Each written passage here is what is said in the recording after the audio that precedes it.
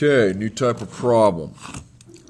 I have $30,000 to invest in two things: savings bonds and certificates of deposits. Okay?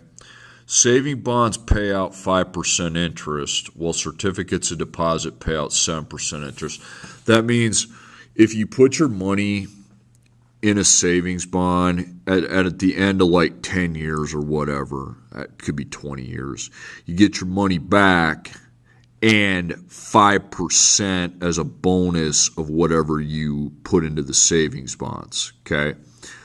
And the certificates of deposit, same thing. I put money in for 10 years, and at the end of 10 years, I get my money back and a 7% of the money that I put in the account. Now, we don't know how much money was put in. That's what we're trying to figure out. I want to earn exactly $1,760 in interest. How much should I invest in each? Okay. Now, when we have these multiple percents, percents usually result in linear equations. Okay. But you can't use the proportions because there's two different percents. So when there's more than 1%, you're going to go with this table because percents are working together. Now, here's how you arrange a percent. The lowest percent goes up here, 5. The highest percent goes here. And if there's another percent, it goes here, but there's not, so I use together. Okay, I'm going to cross those out. Now, the side labels are a little bit different, okay? Money is your unit. You're going to put money and money, and here you go, percent. Now, we fill out the percent column first. All you're doing is rewriting these percents in decimal form. You can just divide them by 100. Okay, 0.05. That's probably going to be 0.07. Just a wild guess. Now, if there's nothing, if there's not a percent here, you're just going to delete that. Okay. Really, you only use that column if you have 3 per amounts, but these aren't related to per. Now, here's the kicker.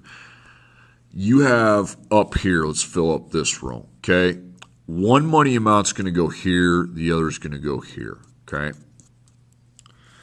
Now, you're going to put the higher amount, because these aren't for 5 or 7, they're together. Both of them are together, but which one's which? The higher amount goes here because that's when you took your money and put it in, okay? The lower amount goes here because you're going to get that money back along with the interest. No, don't add them together. That would not be a good move. So you're going to put X, Y. So that's going to be 0.05X, 0.07Y. And now you use elimination to solve for the X and Y. But I don't like decimals when doing this. I'm going to get rid of these decimals here. So X plus Y equals 30,000. That equation's fine. Nothing wrong with that. To avoid decimals, you're going to multiply everything in this box by 100 before you write it down. And that will get rid of your decimals. So it's going to, instead of that, you're going to have 5X. Instead of that, times 100, you're going to have 7Y. But you also have to multiply that by 100, okay? So 1,760 times 100 is 176,000. Okay, got that? You times all of these by 100 because that ends up being 5X. That's 7Y, and then a couple zeros get added to that. Okay, negative, negative, negative, delete. No, not yet. We got to times by 5, 5, 5, 1, 1, 1. Sorry about that. So that's 5X plus 5Y. 30,000 times 5 is 150,000. Use a calculator. Then 5X plus 7Y equals 176,000. Negative, negative, negative. That'd be negative 2Y.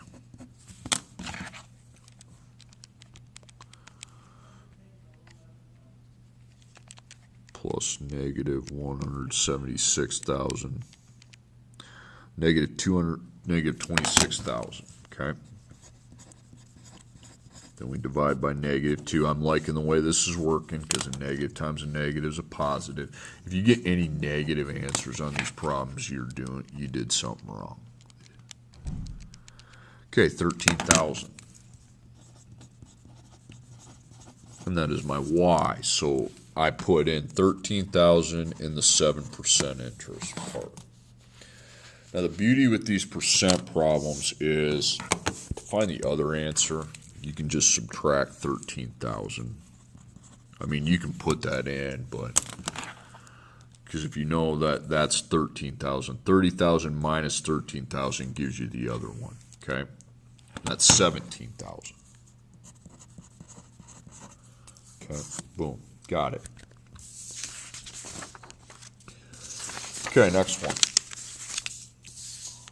A bank loans out $60,000. Part of it is loaned at 12% interest, part of it at 14% interest. If the interest received is $7,700, well, how much was loaned at each rate? So again, same concept. You're putting $60,000 in two accounts, okay? One account gives you your money back along with the interest that you're going to get, which is expressed as a percent.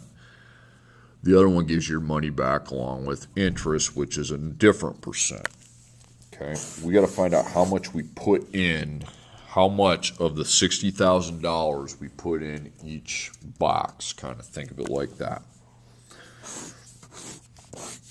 So again, percents work a little different. Put your lowest, followed by your highest, and then if there is a middle, you put it here, but there's not. You're going to say, what are you talking about middle? You'll see in the next one, actually the next problem. Okay, so money, percent. Okay, that's how to do it, set up a combination of percents. Okay, percent goes first, but these are decimals. So you take 12 divided by 100. It's really easy, 0.12. And that's probably 0.14, and I don't need that one. Okay, now money.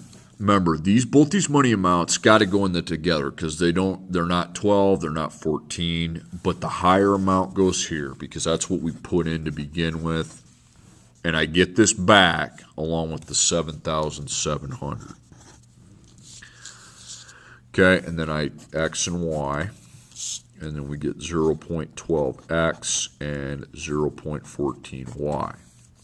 Now again, we have x and y, so we're going to have a system here instead of just one equation where I can get the x's together. X plus y equals 60,000. And then 0.12x plus 0.14. No.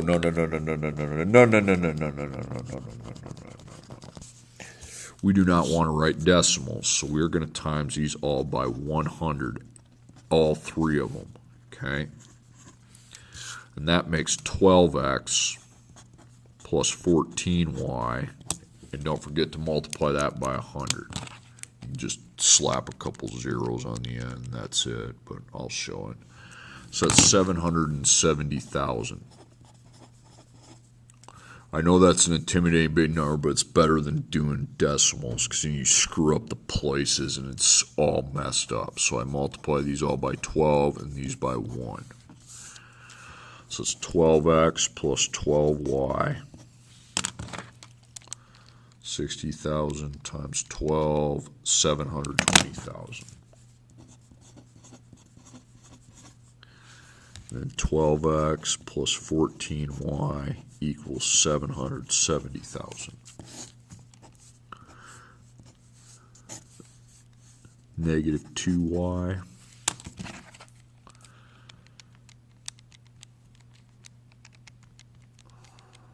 Negative 50,000, okay? And then we will divide by negative 2. And that is 25,000 positive, okay? Now that's your y, 14%, $25,000. Now remember, they make 60, so I can just go up here and subtract. I don't need to waste time putting that in, and that would be 35,000. Boom. By the way, here's how you can check your answer. Okay. If you take 12% of 35,000, that's 0.12 times 35,000 plus 14%, 0.14 times 25,000. That's your interest. Okay. Okay, last problem, then you got 2 to do. Wendy, who is a loan officer at a bank, has $1 million to lend and is required to obtain an average rate of return of 18%. If she can lend at a rate of 19% or 16%, how much should she lend at each rate? Those are your rates. Okay, they want to know the 19 and the 16. Now we put our low percent here. We put our high percent here. And there is a middle percent, 18. You don't go, it's not low, high, low, middle, high. It's low, high, middle. Just trust me on this, okay? Then money. Now that'd be 0.16, 0.19, and 0.18. Now, the $1 million, okay? That's the only one I have. That goes here, okay? So that I can have X and Y. Now you're like, what goes here? You'll see 0.16X, 0.19Y, and I take $1 million times 0.18. Okay, and that's 180,000. Okay, so I make my system. We got X, Y, and $1 million. Okay, so I multiply these by 100 again because I don't like decimals. I absolutely despise dealing with decimals when solving these. If I miss a place value, the answer's screwed up. Okay, so that makes 16x plus 19y. And then, yeah, you add a couple zeros onto that.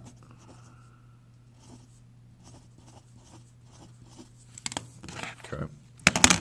Now we got to multiply up here by 16. I know this gets, you just can't mess it up, okay? So 1x times 16 is 16x plus 16y, and then 1 million times 16 is 16 million. Bottom will stay the same, okay? 180.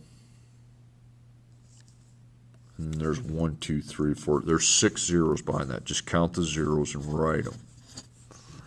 Negative, negative, negative. So we add those. That's negative 3y. And we add 16 million plus negative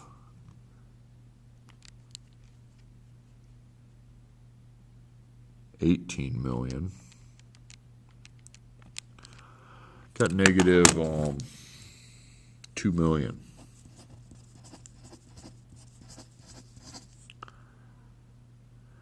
Okay, then I'm going to divide by negative 3.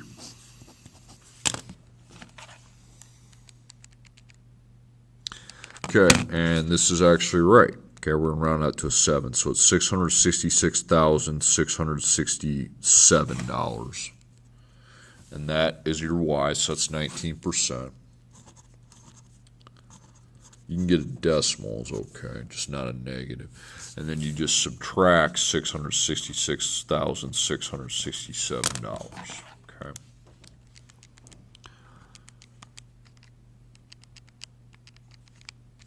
Okay, and that's $333,000. All right, guys, that's really all I have to say on that. I hope it has been informative, and you got 2 problems on your own.